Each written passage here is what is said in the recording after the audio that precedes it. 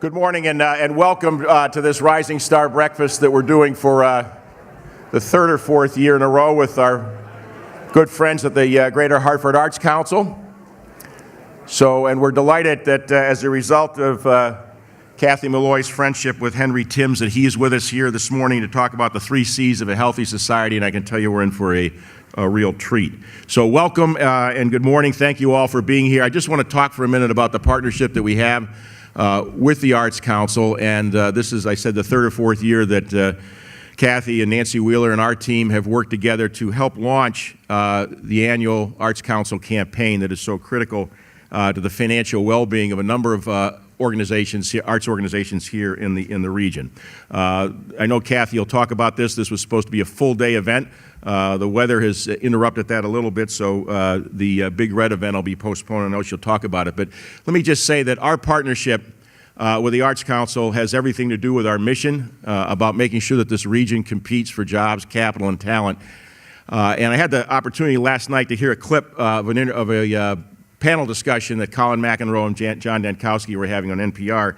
And the point was being made that if we look at arts organizations solely for the purpose of creating jobs, we are missing the point. And I would say we agree with that. As important as the employment is at a number of all of our arts organizations, the contribution to the intellectual and spiritual values here in the region are absolutely critical. They're critical to many of our employers, including Phoenix, to ensure that they can retain and attract the best and the brightest in this region. And they're critical for our own self-examination and introspection and give our lives a great deal of richness. So we're very pleased and proud to partner again with Kathy Malloy and everyone at the Arts Council on this event. And we're very much looking forward to Henry's comments. I want to thank Infinity Hall, to Dan Hinks and his team for hosting us again. I think this is the third of Rising Star Breakfast we've had in this very important, ever important venue for the city and the region. This is a great example of a partnership between the Malloy administration, DECD, CERTA, and the private developers here. This whole Front Street development is accelerated over the last 2 years. Is tremendous, and Dan and your team have made a major contribution. So I want to thank Phoenix for being our corporate sponsor, and I'll be introducing Jim Wehr shortly. I want to thank the Hartford Current and Fox Connecticut Media Group for being our media sponsors again. And call your attention to those of you who are investors of ours that you'll be getting a link to a survey. This is every 4 years. We seek to engage your opinions, seek your opinions on how we've done over the last 4 years and things you'd like to see us do over the next 4. So you'll hear more from that survey will go out. That investor engagement survey questionnaire will go out next week. Our next Connecticut Health Council event is on March 3rd with Dr. Robert Kaplan from the Harvard Business School, and we're looking forward to his comments. And then call your attention to our annual celebration that will be held on March 23rd at the Bushnell, really celebrating a number of the things that are here in Front Street, around the city and the region, and you'll see the theme of that is building on our success. March 28th is the opening of Connecticut Fast Track, and we're very pleased that Commissioner Jim Redeker will be at our Rising Star Breakfast in March on the 25th, in part to launch that and also to talk about the governor's transportation strategy that he'll be unveiling next week. So before we welcome a few new investors, I want to acknowledge someone who is elected to step down from a very important leadership position as Executive Director of Mercy Housing and Shelter, and that's Sister Pat McKeon, who is with us this morning. And before I ask her to stand up and be recognized, I'm just going to read from a couple of the highlights of her outstanding career and leadership on an incredibly important topic of homelessness, not only here in the city, but around the region. Sister Pat is a Sister of Mercy. She's the Executive Director, as noted on the screen, of the Mercy Housing and Shelter Corporation. And for over 30 years, she's actively advocated for the homeless population of Central Connecticut with the singular goal of ending homelessness in our state. She's a former teacher at Mercy High School and began working with the homeless in 1980 when she founded St. Vincent de Paul Place in Middletown. She saw firsthand the benefits of linking housing with social services, and since then, she's helped to develop Nehemiah Housing in Liberty Commons in Middletown and Mercy House here in Hartford. She was named Executive Director in 1999, and last year, under her leadership, Mercy provided housing, case management, and basic human needs to more than 5,000 people and served more than 60,000 meals. I've had the opportunity to interact with her like many of you here. We will miss her, and not only with respect to all the accomplishments that I just noted. She is one of the most indefatigable, fundraisers we have here in the region. And her energy and smile and enthusiasm is contagious. We salute you, sister. I know you're out there somewhere. If you can just stand so that we can recognize you. Thank you very much for your leadership.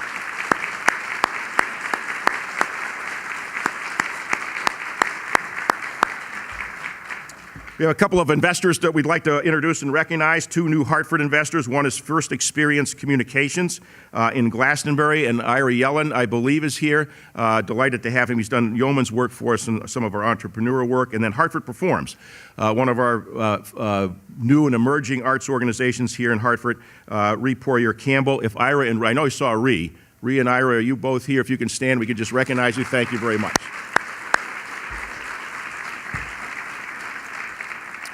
We have one new regional investor to recognize, and that's O'Connor & Davies, which is a full-service CPA firm and consulting firm with roots tracing back to 1891. The firm has has 8 offices in New York, New Jersey, Connecticut, and Maryland, with more than 550 professionals and a wide range of domestic and international clients. And with us today, I hope I have not seen her, from O'Connor Davies, is Marcia Marion, a partner at the firm. Marcia, are you here? Thank you very much. We appreciate it. A couple of new strategic partners that have provide additional financial support and participate in a number of our committees. I want to welcome CREC, the Capital Region Education Council here in Hartford. Many of you are aware of the organization. It's over 50 years that has provided a wide array of cost-effective and high-quality programs and services to meet the ever-changing educational needs of our children and adults here in the region. CREC regularly serves 36 towns in this region, operates 19 magnet schools, and offers more than 120 programs to over 150,000 students each year. And as we continue to move forward, trying to leverage assets and the financial assets we have on a regional basis, CREC certainly provides an excellent example. With us is a good friend, a number of people from CREC this morning, a good friend, a person we've worked with for a long time, Bruce Douglas, Executive Director, Sandy Cruz Serrano, who's Deputy Director of Finance and Operations, and Aurora Alvarado, who's Director of Communications and Community Relations. Are you all here? I didn't see Bruce. Anybody? There we go. Thank you all for being here. Great friend, Arnold Berman, new strategic partner, Urban Event Resources. Their tagline is worry-free events, and they are a full-service special event production company that just celebrated its 25th anniversary, and for a privately held company, I think it's an extraordinary accomplishment. We've had the pleasure of working with Arnold and his team on a number of events over the years, including our annual celebration, our insurance market forecast, the Business Champions events, and many others. The Events Resources plans and executes all the behind-the-scenes aspects of events, including sound, lighting, video staging, and draping. And with us today from Event Resources, because I've seen him, Arnold Berman and Lee Simmons, the Client Relations Manager. Arnold, thank you very much. We appreciate it. And our other strategic partner to introduce this morning is the Hartford Foundation for Public Giving. And just before I introduce Linda and others who are here from the foundation was a core member of forming the Alliance back in the 99 to 2000 period. The foundation has had a seat on the board from the beginning. It's under our bylaws to make sure that this organization would provide so much financial support, but also a tremendous amount of intellectual capital to addressing key issues around the region, that they're part of this organization. We've been blessed to have worked with Mike Bangser at the outset, and now with Linda for the last several years on our board. I think all of us know it's one of the oldest and largest community foundations in the country. It's been serving donors and supporting not-for-profit agencies in the region for over 90 years. It's been a long-standing supporter, as I said, of the Alliance. And this year, the celebration the foundation is celebrating its 90th anniversary. They've launched an initiative called Words to Give By in partnership with WNPR. And you can tell your giving story by visiting words2giveby.org. And with us today, and I think I saw Linda come in. I know I've seen a number of folks here. Linda Kelly, who's been the president for the last several years. Nancy. Wait a minute, there's some other people here from the foundation. I know Linda's good, but there are other people helping her. Nancy Benben, who's Vice President for Communications and Marketing. Wanda Correa, Senior Philanthropic Services Officer. Deborah Rothstein, Senior Philanthropic Services Officer. Judy Rosie Battle, Vice President for Programming. Candina Validis, Philanthropic Services Associate. And Maggie Wheeler, Senior Donor Services Officer. There is no one at the office. Please all stand up so we can recognize you.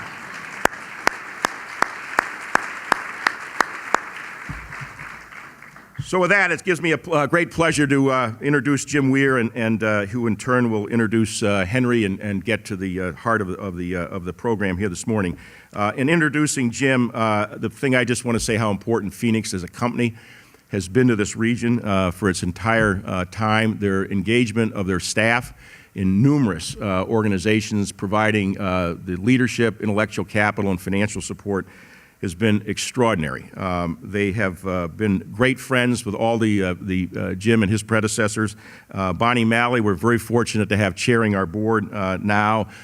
She's chaired the iQuilt board in the past. So the commitment that the executives of Phoenix have made to not only our organization, but many of you in this room have been absolutely extraordinary. And we're very, very appreciative of the personal relationships that many of us have with Jim and Bonnie and others. And it's a real pleasure to have them here this morning, to have Jim here this morning to introduce Henry. It says in this bio that, I'm sure this is a typo, that he joined Phoenix in 1881. And I know that's not true because he's not a day over 90.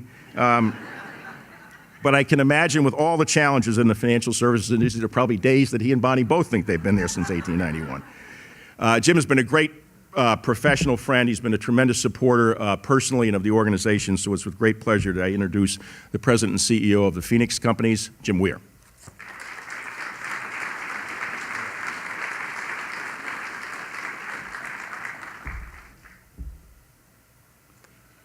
Well, good morning, everybody. 1881, that was very good, Az. Very funny. As long as we're having fun with Jim, I'll keep it going. I think it's a bit ironic that I'm up here on the stage of a venue like this, dating back to my days at East Catholic High School. In addition to being on the basketball team, I was also president of the Glee Club.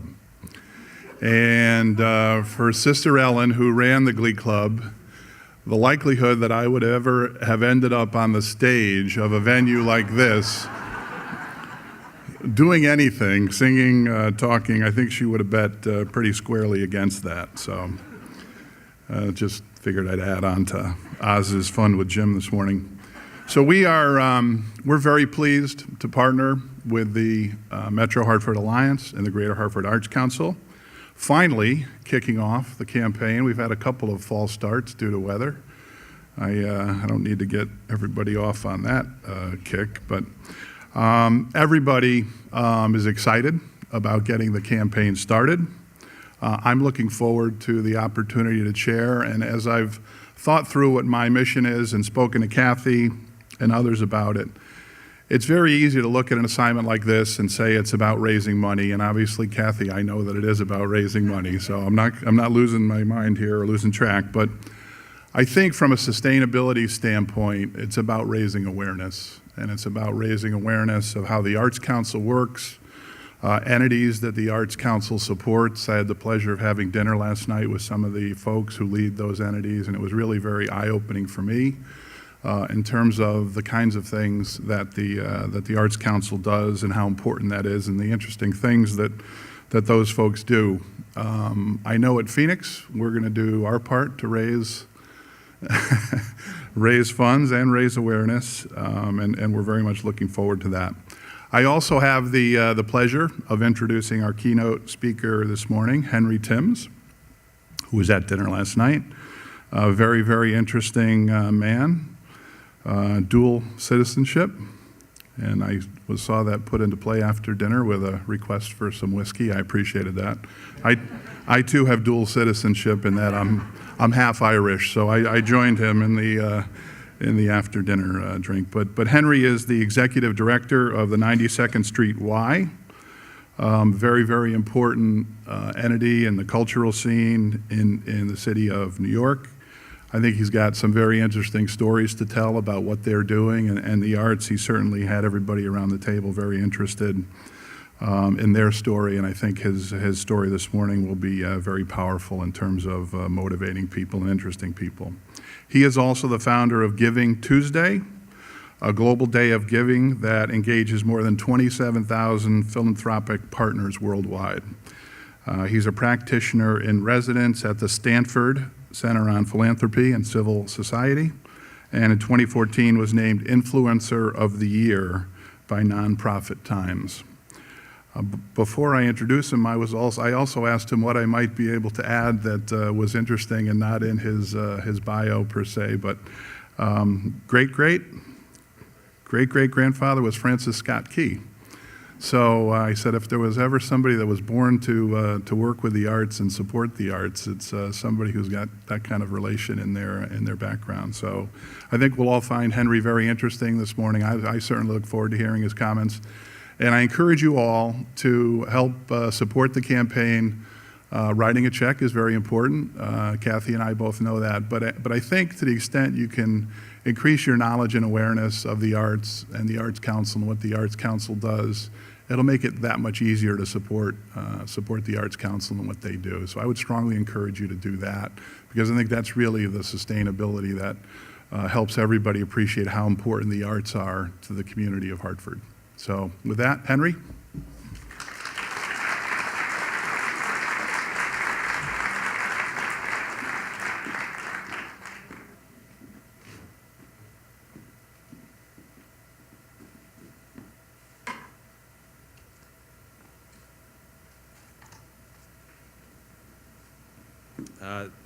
Thank you, Jim. Thank you, everyone. It's a great pleasure to be here. I am as Jim said, I'm probably the best pedigreed and least convincing American here in the room today. I do have my passport in my pocket in case anyone wants proof. So I'm really pleased to be here today to talk about two things, and then I hope to have a chance to answer and chat through some questions. The first thing I'm going to talk about is the value of the arts, and I'm going to make an unfashionable argument today. I'm going to make an argument about the power of the arts for us as human beings, about why the arts truly matter. And then I'm going to talk a little bit about GivingTuesday, and GivingTuesday is a project we've been working on, which has really helped us learn a lot about how the world is changing, how philanthropy is changing, and I think also how the arts need to change themselves. But let me start by just saying something about Hartford, which is a new experience for me. This is my first time here. I've spent my life, really, my career certainly, focused on thinking about how we can encourage the arts in society in various different ways. And yesterday, as was mentioned, I had the chance to meet some of the arts practitioners here in Hartford. And I just wanted to tell you the stories that I heard last night from those individuals, because I've traveled to a lot of places around the world to talk about the arts, but the stories I heard last night I thought were really remarkable. We heard from Will at Real Artways. He's using the arts to strengthen the communities here in Hartford at a time when the world is so much retreating into its corners, right? The world is so much separating. He's using the arts every single day to try and bring people together in life. I met Judy Dwarren, who's here today. Judy's commitment is an extraordinary one, and she's using the arts to remember the people that everyone else has forgotten. She's using the arts to rehumanize those people who have been left behind.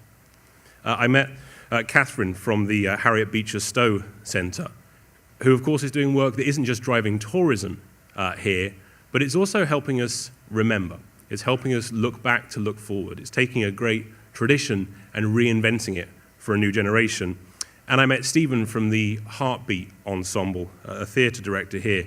Not only is he telling stories that aren't told in society, but he's also the first theatre director I've ever met who also has a legislative agenda, which is a very impressive thing. And he has a series of proposals about not how his organization can be helped or he can benefit personally, but he has a series of proposals about how we could strengthen the whole cultural community and creative community of Connecticut.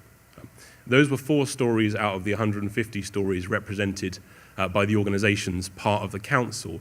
And I just wanted to say at the start of this, for those who are a part of this community, and especially for those in the room who are supporting this community, this is something special. You do not see this all over the world.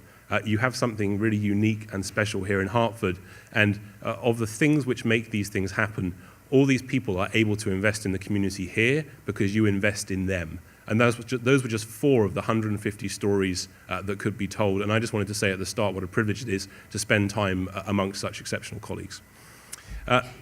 With that said, let me start with my unfashionable argument about the arts. So we have talked a lot in recent years about the instrumental value of the arts. So we talk a lot about how if we use the arts in the right way, then maybe one day our children will be better at maths, right? So if we learn that. We've talked about how if we use the arts in some ways, then maybe it will help return some things to employees. And there is good data and there is good research which back up all of these claims. But I'm going to talk about something else this morning, which is the true value of the arts, what they are, why they matter, and try and make an argument about something we've often forgot in the arts world, which is these are things which are fundamental to who we are as human beings. So at the 92nd Street Y, perhaps the most extraordinary thing I ever heard from an artistic perspective was a performance of the Well-Tempered Clavier by the great pianist Andras Schiff. If you don't know the work, your task today is go and listen to it. It is one of the great pieces of piano music in the repertoire. And he played it exceptionally. He played it without any notes. He played it without touching the pedals over 2 nights. And it was a truly virtuoso performance of one of the most important works of music ever written. Over 2 nights, he completed this piece, and when he stopped at the end of this truly virtuoso performance, he had a huge round of applause, he came back on stage, he started an encore, and as an encore, he began the whole piece all over again. He played the very first prelude, which he had begun 2 nights previously. And this was two or 3 days, it must have been 3 days after Hurricane Sandy in New York. And we had some good conversations about whether we should actually be having an event at all. But we knew the audience wanted to come, and we also knew that New York, if it has one thing, it has some resolve. So we knew that the show should go on. And when I was sitting there in the audience, hearing him after this epic performance start all over again, he had a little smile on his face and he started all over again. I was sitting in my chair thinking, what an extraordinary statement about resilience. What an extraordinary statement that even after epic things, we simply pick up and we start all over again. And that's what I thought when he started that piece of music. But I don't know what the person sitting 3 rows in front of me thought, right? Maybe they thought about their wife and kids. Maybe it made them think about their wedding. Maybe it made them think about what they really wanted in life. Maybe it made them think about some great challenges. Maybe that piece of music made them feel a bit calmer or a bit happier or a bit more inspired or a bit more spiritual. For every single person in the concert hall that night, there are 1,000 people there, for every single person, each one of them was moved by that piece of music in a very different but profoundly human way. And it reminds us that the arts, the impact of the arts is not uniform. It's not the same for all of us. But the impact of the arts is universal. It is something that for people everywhere, it moves souls and it touches people's hearts. Now, that piece of music has been played for over 300 years, or almost 300 years, around the world. That was just one performance on one night, and it had an impact on 1,000 people.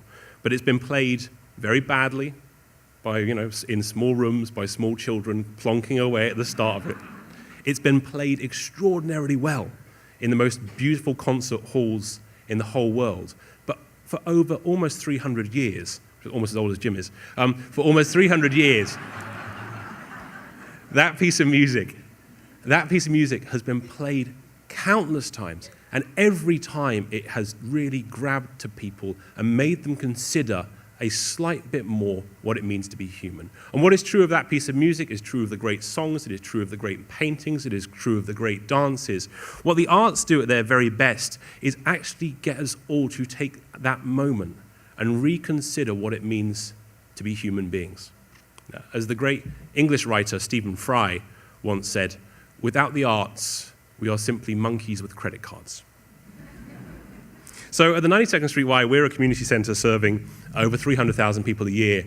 And we do everything in the arts, from ceramics to painting to dance to poetry to spoken word. There's arts in every part of the building. And we serve a kind of interesting demographic in some ways. We have huge amounts of people when they are children engaged in the arts. We have huge enthusiasm as children and young people. And then we have a bit of a gap in the middle years when people go and have jobs and have families. And then the moment people retire, they come straight back to the 92nd Street Y. And we have huge numbers of retirees who are coming there to the Y to engage in the arts. We have kings and queens of Wall Street. We have titans of industry, all of whom after their careers come back to the arts.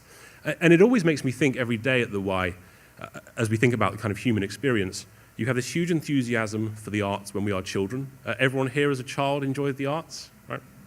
We have huge enthusiasm again once we've retired. So in a way, we can think about our careers as simply distractions from our more important work as artists.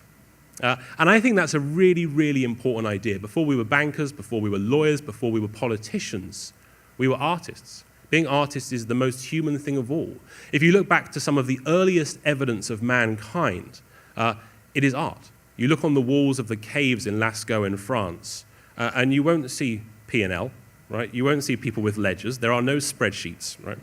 There are pictures of artistic things. There are cats, there are bisons, there are horses. And on one corner of these amazing cave paintings in Lascaux in France, there is a place where someone has put their hand against the wall like this and chewed up some berries and spat. And then next to it, someone else has come along and put their hand and chewed up some berries and spat. And through this whole wall, there are all these different silhouettes of all these different hands and all these different people. And it reminds us that what the arts are about is the two most fundamental things we do as human beings. We create and we share. We create something and then we share it with others. And all the stories of all the arts organizations in the room today are all about people who create things and then share them with the societies and the communities here in Hartford. And I think it's very easy to forget just how important that is to all of us as human beings. We get into lots of conversations about what are the values of the arts. But in my mind, there's actually no question of the value of the arts. We all know the value of the arts. What's challenging is the price.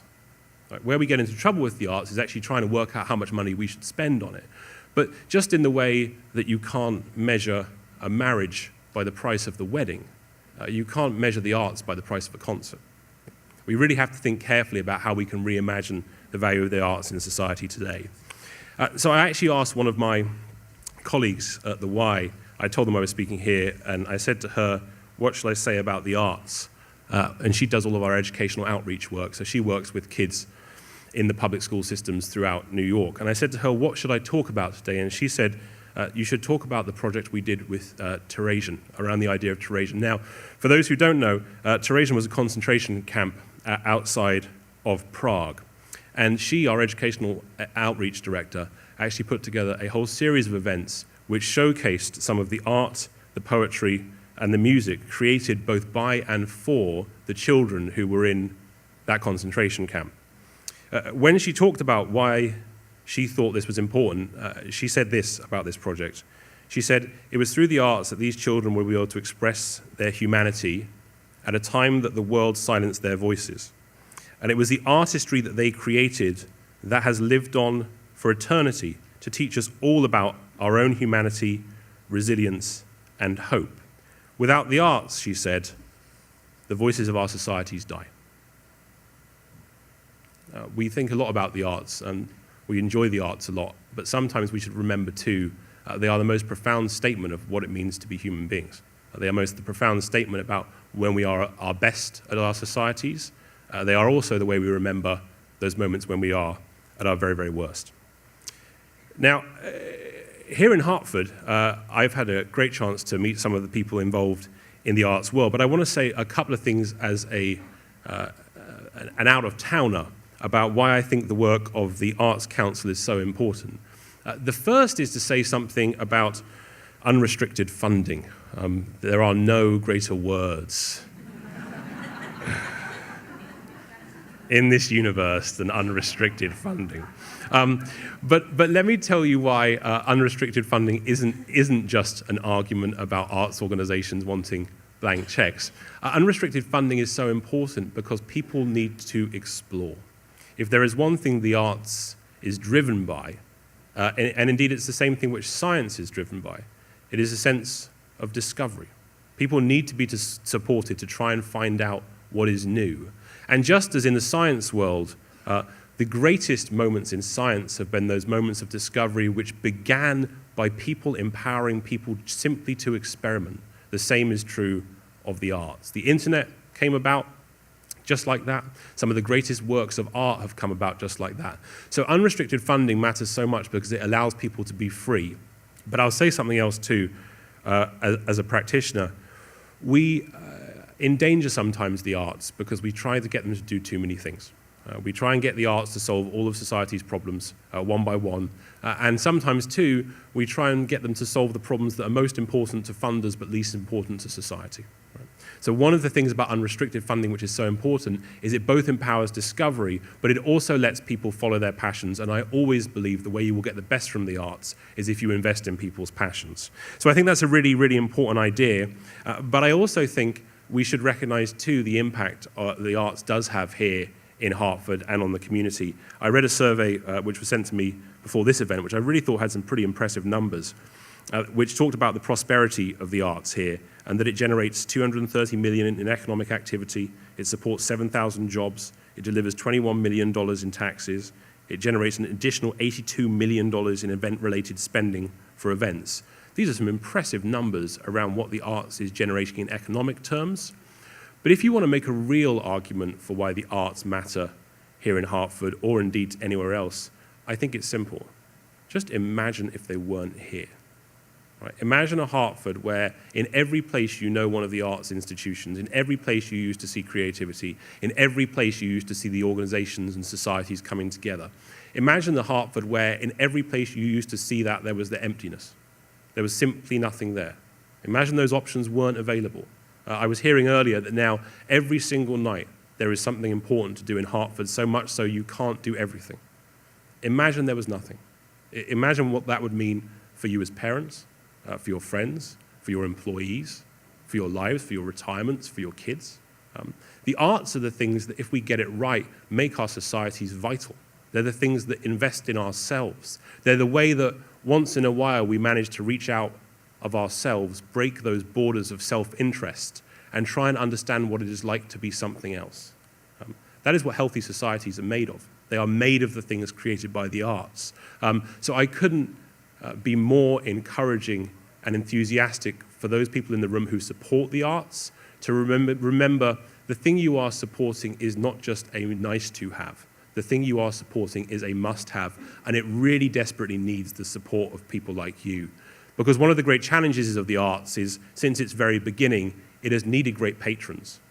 The Renaissance was only possible because there were well-intentioned public leaders who were prepared to step forward and say, there is a bigger idea here and I must invest in it.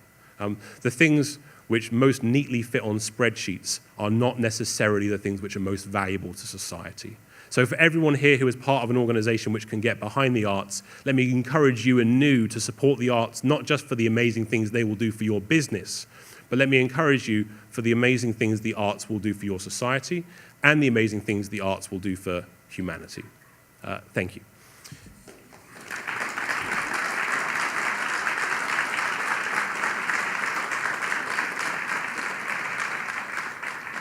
So if that was a little bit of a theory, I'm going to talk now about a bit of practice about GivingTuesday. So GivingTuesday is a project we've been involved in and has been popular over the last couple of years, which was really trying to think a bit differently about some trends in the nonprofit world. And I thought I would just share a couple of the lessons we've had from GivingTuesday in the hope that they might be interesting to you as you think about building strength in the nonprofit sector and especially the cultural world here in Hartford. So GivingTuesday began just over 2 years ago with a fairly simple idea, which is, you know about Black Friday, you know about Cyber Monday, what about GivingTuesday? If you have 2 days that are dedicated to consumption, what about a day dedicated to community? If you have 2 days that are good for the economy, what about adding a day that was good for the soul? So that was the simple idea behind GivingTuesday, and it grew more quickly and more widely than we had expected. So as of this last year, we had 27,000 partners in all 50 states here in the US, and in fact around the world. And what we began to see with GivingTuesdays was a really interesting example of the cultural world and the nonprofit world thinking differently about a couple of key topics. We saw a lot of innovation in GivingTuesday, we saw a lot of technology in GivingTuesday, and we saw a lot of people renegotiating the way that they engage with their communities. And I wanted to give you a couple of examples of some of the projects we saw last year, which I think were useful in terms of learnings. So the University of Michigan, who's had some challenging times as a state in recent years, they ran a GivingTuesday campaign where they changed Giving Tuesday into Giving Blue Day. And blue is, I think, something to do with their university. Do we have any University of Michigan people here? There we are. Tremendous. So Giving Blue Day, they took Giving Tuesday, turned it into Giving Blue Day. Of course, 10 years ago, if you had launched a project and someone took it and changed it, you'd sue them, right? But Giving Tuesday, of course, is trying to encourage ownership. It's trying to encourage people to make it their own. And so for Giving Blue Day, they said, we're going to encourage our whole community, from the president to their alumni to their students, to become the fundraisers of our organization and help get people behind the important work that they do. They set a very ambitious goal of $1 million to raise. They ended up raising $3.4 million on the day, which was an extraordinary number, but there's a more important story behind what they raised. The reason they were able to do that, I think, was because they really thought very differently about ownership. They weren't saying fundraising is about our development department who have to ask everybody to get money. What they did was they mobilized their whole community. They actually had a movement of people on that day who got behind the University of Michigan. And I think one of the big lessons from Giving Tuesday is this idea that all of us as organizations need to shift from a point of view where we think about people as donors and get into a mindset where we are trying to think about people as owners. And what I mean by that is, how do they own your cause? How do we get people thinking about getting behind the things that we care about? You know, the most compelling reason in the whole world for someone to give money is because their friend asks them. There is nothing more successful in fundraising than a friend asking a friend. All Facebook is a series of groups of friends. That's all it does, right? That's its function. And thinking about how we can shift the ownership of our organizations couldn't be a more important idea. So I think that's a big theme from Giving Tuesday and an important theme for our sector. The second story from Giving Tuesday was an organization called Phoenix House, who help people who are in recovery. And for Giving Tuesday, they didn't do any fundraising at all. Instead, they said, well in advance of Giving Tuesday, they said to people, would you write a letter of support to someone who is in recovery right now? Now, of course, people who are suffering with addiction, and especially in recovery, often are estranged from their families. There's a lot of loneliness. So they said for Giving Tuesday, just write letters of support to people in need. And then on Giving Tuesday, they issued all these letters to people all over the city in New York to help support them and show them a moment of solidarity. Amazing idea that you can create that kind of civic moment, that kind of reaching out, because people are thinking differently at a time that they were thinking all about what they could buy. You're pushing people slightly to think a bit more about how they can give back. And then the Nightingale School in New York created a curriculum, a giving curriculum for Giving Tuesday. They said for Giving Tuesday, we're not going to raise any money for ourselves. We're not going to do any volunteering. We're going to do what we're good at, which is teaching. And we're going to create a free curriculum to help encourage philanthropy in schools across the country. So they put their educational experts together for a summer, and they released a free curriculum, which is now being used all over the country, which actually helps a new generation of kids learn how to be philanthropists in their own right. These were really interesting stories from Giving Tuesday, which we began to see happening, didn't really expect any of them. These weren't planned by us. These kind of came about organically. But I think they started to tell us some important ideas that we should all be thinking about as a community. One of them is around how we master social media. So it is an extraordinary thing to think. One of the statistics I was most surprised by with Giving Tuesday last year was that 17% of all donations made were by cell phones. Right? I'm not going to ask people to put their hands up if they've got a good mobile fundraising strategy in this room, but if I was to ask that, my hand would not be raised. So we are all struggling with this fact that social media is happening very, very quickly, and one thing I would say to all of us is we have to make sure we are embracing and mastering new technology. For all organizations, whether you are in politics or in the arts or in anywhere else, one of the big fundamental challenges we should be thinking about is our organization changing as much as the world is? Very, very hard to do, but we have not made any bets on technology that have not paid off in a significant way. At the very worst, we've certainly learned a lot.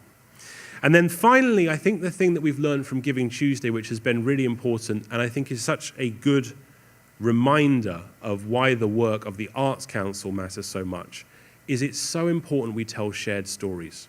There are so many people doing amazing things in this country, and our work is so often so fragmented. We're all chasing the same dollars. We're all chasing the same people. For all the good work that we do, there is often not a real sense of collaboration amongst us as nonprofits or as organizations. But we increasingly are so much stronger if we can come together in powerful ways. Some of the most powerful Giving Tuesday campaigns were not campaigns where individual organizations went against each other, but when they came together. In the city of Baltimore, the entire city came together in Baltimore to get behind a campaign they called Be More Gives More. So they took Giving Tuesday and turned it into Be More Gives More. And everyone from the local pizza place through to the large banks there came together to raise funds for nonprofits in Baltimore. And in one day, they raised $6 million. Now, they did that because they came together, not divided. And one of the reasons I think the work of the Arts Council here is just so important is it helps create a shared narrative. It helps all of us come together and make one collective argument about the impact of the arts and culture and creativity. And as we move forward in a world which is so uncertain, is so divided, the arts matter more than ever. And by bringing things together and telling one story, I think we can have such an extraordinary impact. Thank you so much. Yeah.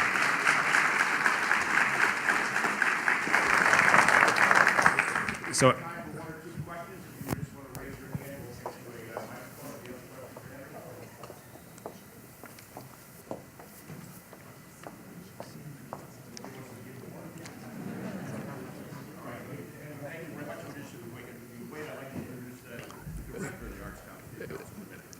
May I just say one thing? I just wanted to say thank you to the Kathy in particular for her support. She's been a good friend for a long time, and of course to the Governor for his work here on behalf of the state, which is such an extraordinary example of so many of the things which I have learned to love about this country. So thank you, Governor, thank you, Kathy, and thank you everyone for the chance to be here today.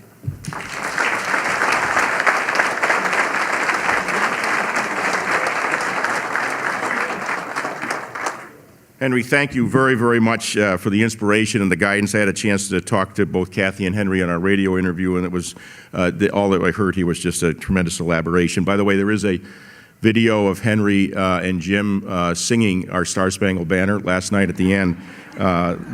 He was not realized that was caught on tape. Just before I introduce Kathy, I think many of you saw the governor come in. I just was remiss in not recognizing him. A lot of what's going on here in the arts world, a lot of what's going on Front Street is obviously attributed directly to his leadership. And in addition to worrying about the arts and snow removal, he's taken time out of the time preparing for a budget to address next week. Governor, thank you very much for being here. We greatly appreciate it. So without further ado, I'll introduce Kathy to kick off the campaign, and all of it. Kathy needs personally no introduction. Her passion for the arts, personally, her passion for the Arts Council and the work that it does, that enthusiasm is contagious. As I said earlier at the outset, we are very pleased and proud to partner with her and the entire Arts Council team. So please welcome to the podium, Kathy Malloy.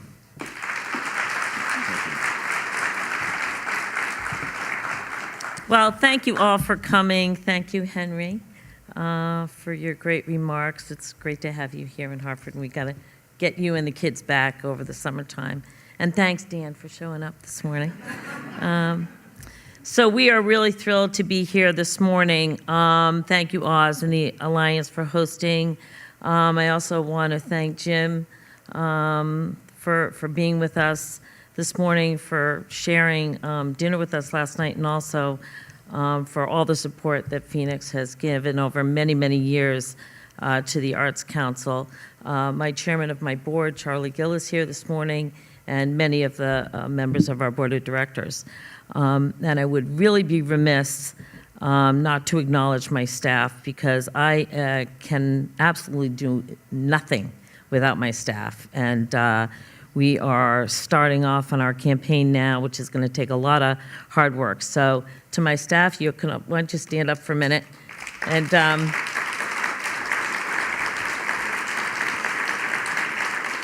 these are the guys that really make it all happen. So thank you guys for showing up this morning and all the support you give to the campaign and to the arts in the community.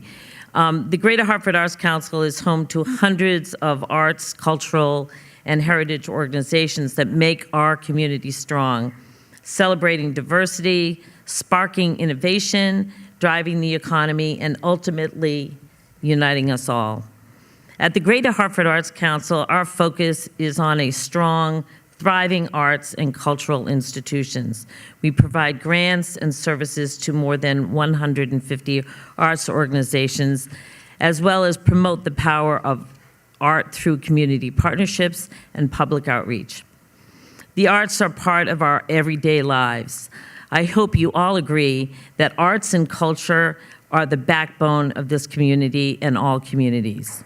And as Henry has illustrated today, they are a powerful connector. Art celebrates diversity and unites us all. They make our cities and our towns better places to live and to visit. They keep the restaurants open, parking lots full. They add an undeniable creative spark to Greater Hartford, and that keeps us moving forward. As business leaders in our community, you get the importance of the arts. It attracts quality workers and encourages talented employees to stay. And we don't have to tell you about the power of creativity. You see it every day in your businesses. You're all looking for creative solutions, that innovative edge to be better, to stay competitive. We know business is all about creativity and innovation. Luckily, creativity is a skill that can be learned and refined over time. So I can tell you, if you want a more creative and innovative workforce rooted in our community, get your employees involved with the arts. Experiencing art firsthand is the quickest way to jumpstart a creative mind and to challenge your employees and coworkers to find new, innovative solutions to everyday challenges. The more you're involved in the arts, the prouder you'll be to call Greater Hartford your home. Today, we're kicking off our annual United Arts campaign.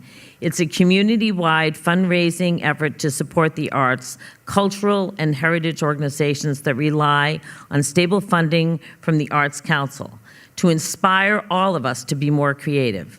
Each year, our arts community presents thousands of events, plays, exhibits, concerts, workshops, performances, movies, festivals, and celebrations that challenge us all to look at things in a new way, to experience art, and to come together as a community. But none of it would be possible without you. So over the next few months, we'll be asking you to show your support for the arts. Thank you to all the companies who host workplace giving campaigns, and for those who don't, I hope you'll consider starting one. Big corporation or small business, it's the best way to get connected to our community and to encourage your employees to experience the arts.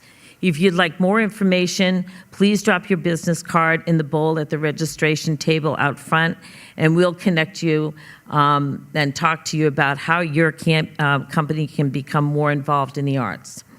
As Oz mentioned, we had planned for today to be a full kickoff for the United Arts campaign. Unfortunately, the snow derailed us a little bit, so we have rescheduled Big Red to March 5th. It will be on March 5th at the Society Room, and we hope you can all join us. Thank you so much for coming today. We appreciate all your support. Thank you. Good job, Kathy. Okay. Great job. Thank you. Kathy, thank you very much. And just on behalf of all of us at the Alliance, I just would underscore Kathy's comments. Please do get involved, engaged. We all recognize that everyone in this room is asked to do a lot and to give a lot to a number of organizations. You heard Henry's comments about underscoring what we all know, the importance of the arts to our individual lives and to our colleagues, as well as what it does, as Kathy pointed out, economically. So to Charlie Gill, thank you for the leadership at the board. To Jim for leading the campaign this year. We greatly appreciate it. I want to thank Phoenix, Jim and the entire team for being our corporate sponsor this morning. Certainly thank the Current and Fox 61 and Infinity Hall and Dan and his team for hosting us. You'll get those of you who are here today will get a tell us what you think notice in the next day or two. And I do want to, since the governor is here, just to make sure that you know this isn't a very important time. for the state of Connecticut. We are delighted that on February 25th we'll have a panel discussion talking about the governor's budget, the challenges that we face, and the need for all of us to be appropriately engaged in moving the state forward. We're very pleased that OPM Secretary Ben Barnes will be part of that panel discussion over at the Hartford Marriott. And call your attention to Pulse of the Region, which is on every Saturday morning at 8 o'clock. My agent would ask you to please tune in. My rate keeps going up. So I appreciate Kathy being here today. Thank you all for being here. And again, go Arts. Thank you all very much. Enjoy the rest of the day.